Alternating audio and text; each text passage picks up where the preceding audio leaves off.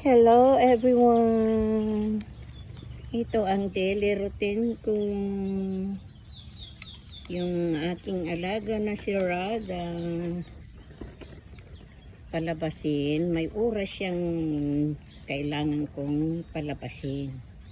Alas 9, alas 11, at saka alas 12:30 hanggang alas 12:45.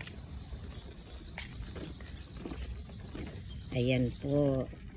Ngayon, naglalakad kami. Mga 20 minutes lang kami dito sa labas. Pag ganitong oras ng alas 9. Okay. Para makapag-exercise siya, maglalakad-lakad siya. Thank you for watching. Ayan po ang aking baby Rada. Ang aking alagad.